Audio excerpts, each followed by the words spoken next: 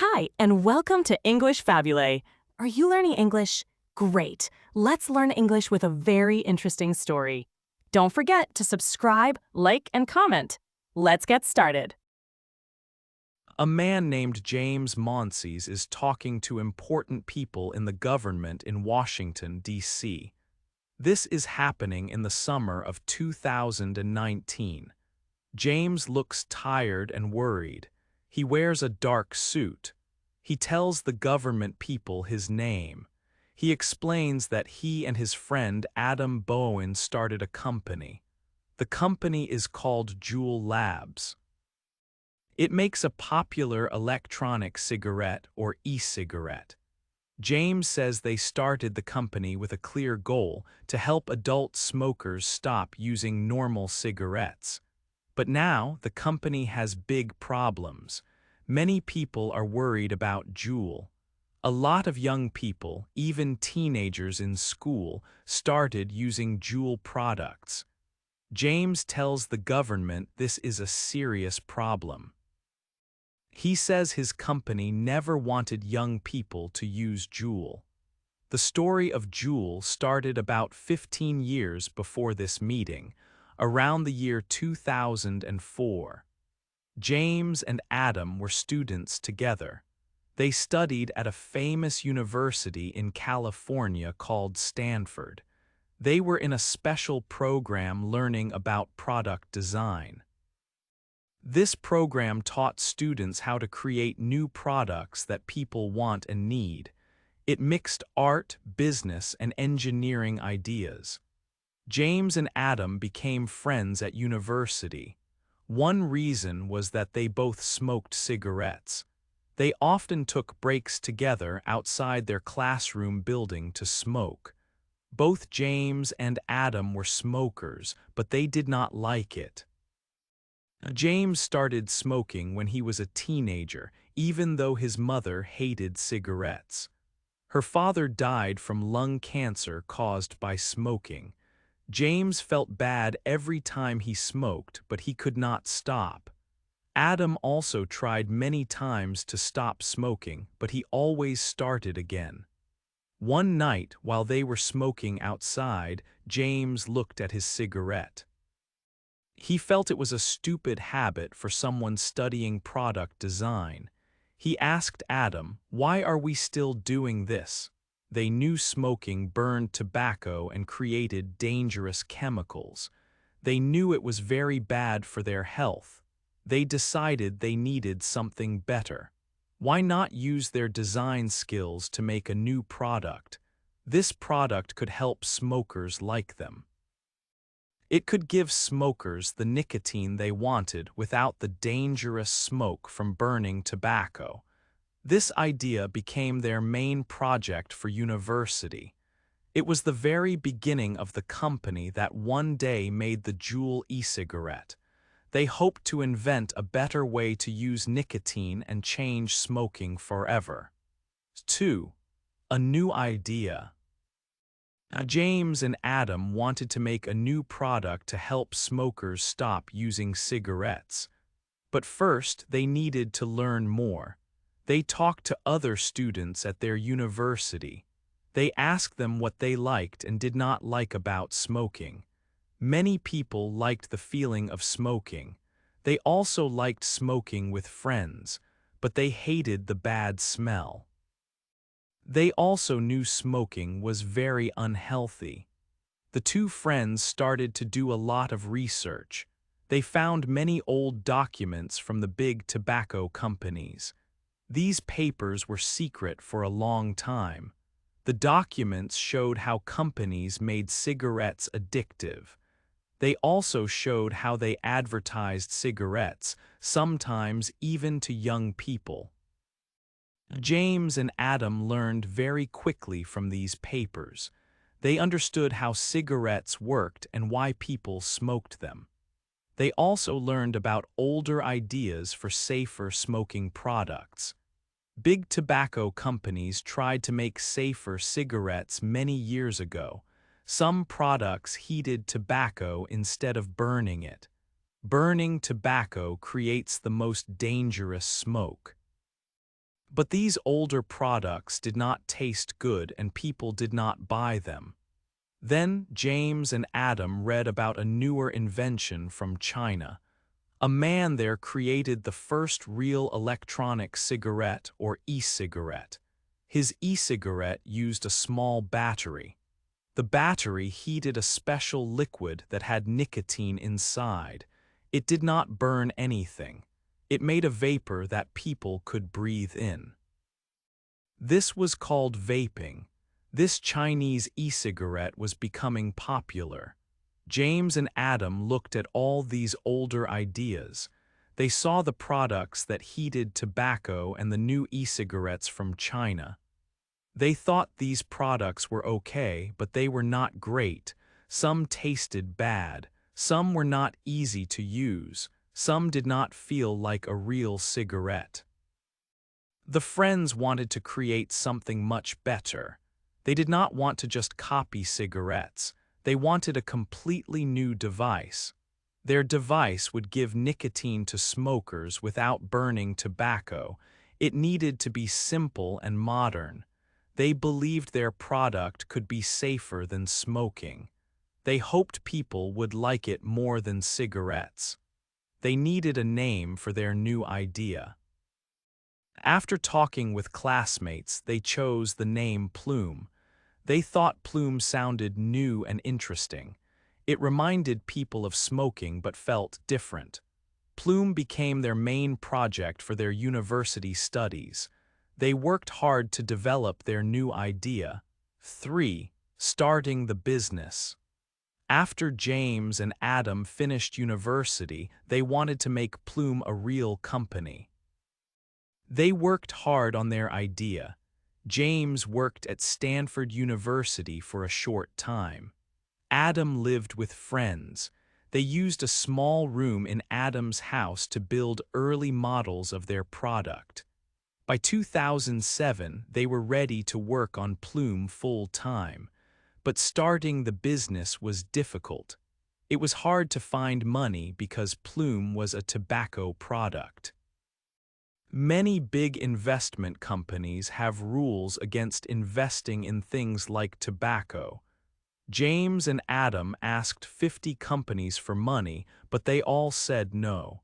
They decided to ask individual people to invest instead. They sent an email to people who went to Stanford University asking for help. Finally, they found some investors. One person named Ralph Eschenbach gave them about $150,000. Another investor, Riaz Valani, also gave money. He met with James and Adam every month to give advice.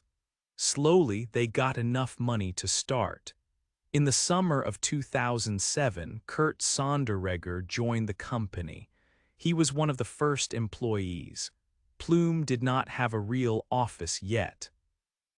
They used a small space given to them by friends who had another new company. Kurt helped James and Adam buy doors and make desks for their first office space. Plume was not the only new e-cigarette company. In 2007, a man named Mark Weiss started a company called NJOY. NJOY sold e-cigarettes that looked like normal cigarettes. These came from China. But NJOY soon had problems. In 2009, the government group called the FDA stopped NJOY's products from entering the country. The FDA said e-cigarettes were like medicines and needed special permission. NJOY did not agree. They said e-cigarettes were tobacco products. NJOY took the FDA to court. Around the same time, in 2009, a new law gave the FDA power over tobacco products like cigarettes. But the law was not clear about e-cigarettes. The FDA needed to make a special new rule for them. In 2010, NJOY won its case in court. This meant the FDA could not stop e-cigarettes easily until it made the new rule. This took many years. NJOY spent a lot of money fighting the FDA. This helped other companies, like a new brand called Blue, to start and grow without problems from the FDA. Plume also grew, but slowly. By 2010, the company had a few more employees. They moved into an office in an old factory building. They shared the space with another company. Adam was the boss, called the CEO. James helped run the company too, but they often disagreed on how to do things. Money was still a problem. They needed about $1 million more. The investor Riaz Valani helped again and gave them the money they needed. 4. New products and money. Plume made its first product, the Model 1. It looked like a nice black pen and used small pods filled with tobacco with flavors like coffee and mint. The idea was to heat the tobacco, not burn it, but the Model 1 had problems. It used butane gas, the same gas found in some lighters. Users had to fill the device with this gas themselves, carrying a can of butane. It was not easy or convenient compared to newer products using batteries. Sometimes, the device gave users a small electric shock. It cost $40, which was expensive, about 4 times the price of some other e-cigarettes. Most importantly, the Model 1 did not give users enough nicotine. Cigarette smokers wanted a stronger feeling. Because of these problems, the Model 1 did not sell well. Plume only sold a few thousand. The company knew it needed a better product. Because the Model 1 failed, Plume needed more money. Making new products costs a lot, and Plume was not earning money from sales. In 2011, a very big company decided to help. This company was Japan Tobacco International, or JTI. JTI was a huge tobacco company from Japan, the 4th largest in the world. JTI invested $10 million in Plume. Why did they invest? Maybe it was because Plume used real tobacco pods. In Japan at that time, selling e-liquids with nicotine was not allowed. Plume's tobacco pods offered a different option. JTI promised to help Plume sell its products in many countries. James and Adam continued to manage the company day to day, but now they had support from a major tobacco business. With JTI's investment, Plume released its second product in 2012, the Pax. Pax looked very different from the Model 1. It was modern and cool, like a small metal box. Some people said it looked like a small iPhone. It had a battery inside, so it did not use butane gas. Pax heated loose tobacco leaves instead of using pods. It was expensive, costing $250. Plume said Pax was for tobacco users, but many customers quickly found another use for it: smoking marijuana. Marijuana was becoming more accepted in some places. JTI did not like that people used Pax for marijuana. But the Pax sold much better than Plume's earlier products. People thought it looked good and worked well for its popular, unofficial use. Plume also tried to improve its first idea. They made a new version of the Model 1 and called it the Model 2. This new version used a battery, not butane gas, which was better. It did not shock users and was less difficult to use. However, the Model 2 was still not popular. It was hard to sell this product. Normal shops often did not want it because it seemed too technical. Special vape shops sold different, often stronger, devices. People did not know where to buy the Model 2, or they preferred other options. Plume still needed to create a really good product that smokers would choose instead of normal cigarettes. The search continued. 5. Making the Juul. Plume's products like the Model 2 were not selling well. The company needed something new and better to help people stop smoking cigarettes. James Monsees wanted a very different design. He imagined a small, simple device that looked like a USB stick. It needed to be easy to carry and use. Inside the company, this idea was sometimes called Splinter. Adam Bowen focused on making a new liquid for the device. He knew Plume's old products did not give smokers enough nicotine. He sometimes still smoked cigarettes himself. Adam started working with nicotine salts. These salts could make the liquid strong, like a real cigarette. But they also made the vapor smoother to breathe in compared to other e-liquids. A chemist named Chenyu Xing joined the company in the summer of 2013 to help Adam. Adam and some other employees tested the new liquids on themselves. They called this buzz testing. They breathed in the vapor from different nicotine salt mixes to feel how strong they were. The new liquids were much stronger than anything Plume made before. Sometimes, the liquid made the testers feel sick. Some people inside the company worried that the liquid was too strong. They also worried about the way the company tested its products. In 2014, James showed the team a new prototype. It was small and gray, like a computer flash drive. It used small plastic containers called pods filled with the nicotine salt liquid. The company called the liquid Juul salts. The device had no buttons, users just breathed in to use it. A light showed when it needed charging. James called this new product Juul.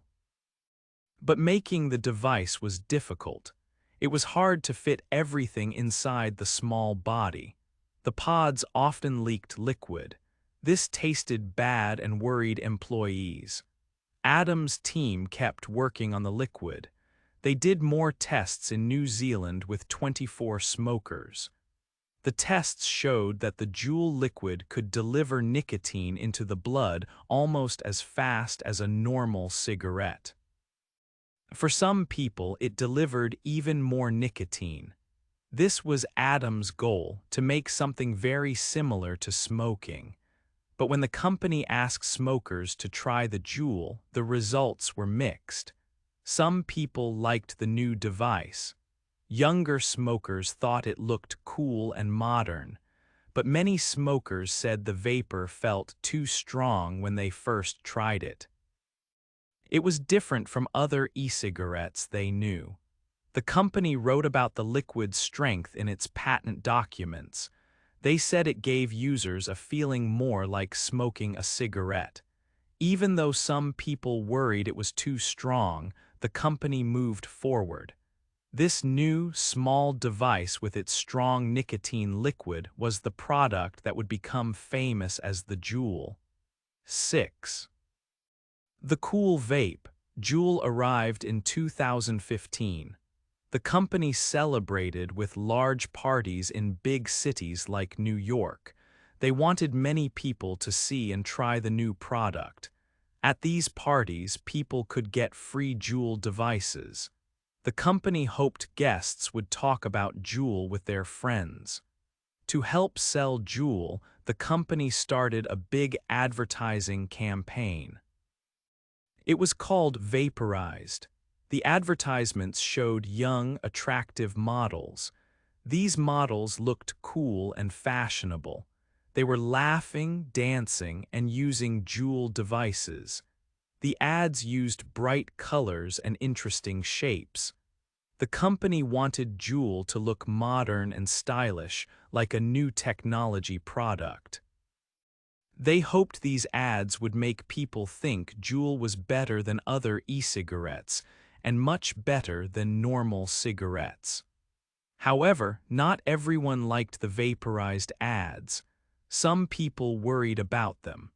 They thought the pictures of young, cool people looked very similar to old advertisements for cigarettes. Cigarette companies used similar ads many years ago to make smoking look cool, especially to young people. These critics worried that Juul's ads would also make vaping attractive to teenagers, not just adult smokers. They thought the fun parties and cool models sent the wrong message about a nicotine product. Juul quickly became popular on social media websites like Instagram and Twitter. People started posting photos and videos of themselves using Juul. They used hashtags like vaporized or Juul. Many posts showed Juul as part of a fun, cool lifestyle. The company also gave free or cheap Juul products to some people with many followers online. They hoped these influencers would post about Juul and make more people want to try it. As Juul became more popular online and in cities, many young people started using the devices. Teachers and parents began to notice Juuls in schools. The small size made it easy for students to hide. This growing use among young people made the worries about Juul's advertising seem real. Around this time, the company made a big change. Remember, the company started as Plume and made the Pax vaporizer too. Pax was popular for vaping marijuana. Juul was different. It was for nicotine and designed to replace cigarettes. The leaders decided to split the company into two parts. One company, called Pax Labs, would focus only on selling Pax vaporizers. The other new company, called Juul Labs, would focus only on selling the Juul e-cigarette. This change allowed each company to focus on its own products and customers. 7. Big problems. Juul became very popular, but this popularity created big problems. Many young people started using the small vaping device. Teenagers in high school and even middle school were using Juul. Some students used it secretly in class or in school bathrooms. Teachers and parents started to see this happening more and more. They became very worried. They worried about young people getting addicted to nicotine. They also worried about the health effects of vaping, which were not fully known. The government became worried too. The Food and Drug Administration, or FDA, saw that many young people were using Juul. The head of the FDA, Scott Gottlieb, was concerned about a youth vaping epidemic. The FDA started to investigate Juul more closely. They asked the company for many documents about how it made and sold its products. Juul tried to solve the problem of young people vaping. The company hired education experts to create a program for schools. This program was meant to teach students about the dangers of vaping and nicotine addiction. Juul offered money to some schools to use the curriculum. However, this education program caused more problems for Juul. Some people said it was like old programs from big tobacco companies. Those companies also went into schools, and critics said it was just a way to advertise to children. Health experts warned Juul not to go into schools. Some schools refused to use Juul's program or accept its money. The criticism of the company grew. Then something major happened. Altria, one of the biggest American tobacco companies and the maker of Marlboro cigarettes, invested a very large amount of money in Juul. Altria paid $12.8 billion for a part of the company. This news caused huge problems for Juul's image. Many people felt Juul could no longer say it was different from big tobacco. Taking money from Altria made many people angry and worried that Juul only cared about money, not health. The company now faced even more criticism from the public and the government. 8. The end of the start. In the summer of 2019, a serious lung illness appeared in the United States. Many people, mostly young adults and teenagers, became very sick. Some people even died. Doctors were not sure what was causing the sickness at first. The illness was later called EVALI. Because many sick people said they used vaping products, people started to blame vaping. The news scared many people away from e-cigarettes. Juul's sales started to go down quickly. People were worried about getting sick from vaping, even though later research showed that most EVALI cases were linked to illegal THC vaping products, not nicotine products like Juul. But the damage was done. The government became very worried too, especially about young people vaping. Officials were concerned about flavors like fruit and mint, thinking they attracted teenagers. The government announced plans to ban the sale of most flavored e-cigarette pods. This was bad news for Juul, because flavors like mango and mint were very popular and made the company a lot of money. Around this time, the big tobacco company Altria became more involved in Juul. Altria had invested billions of dollars in Juul the year before. Now, with Juul facing many problems, Altria wanted more control. They put one of their own executives, K.C. Crosthwaite, in charge as the new CEO of Juul Labs. The company culture began to change. It felt less like a technology startup and more like a big tobacco company. The founders, James Monsees and Adam Bowen, lost their power inside the company. They were moved to a new department called the Founders' Office, but they did not have much real influence anymore. First, Adam Bowen left the company quietly. A few months later, in March 2020, James Monsees also announced he was leaving Juul Labs. The two friends who started the company were now gone. Juul Labs faced many other problems. Many people and groups started to sue the company. Some lawsuits were from people who said Juul got them addicted to nicotine or made them sick. Other lawsuits came from schools and state governments. They said Juul had marketed its products to teenagers. The company also faced investigations from the government about its business practices. The future of Juul became very uncertain. It needed the government's permission to keep selling its products in the United States. This difficult period marked the end of the start for Juul. Hey there! Just a second before you go. If you learned something new today, please give this video a like, write your thoughts in the comments, and subscribe to the channel. It only takes a second, and it really, really helps to create even better English videos for you. Your support means the world. Thank you.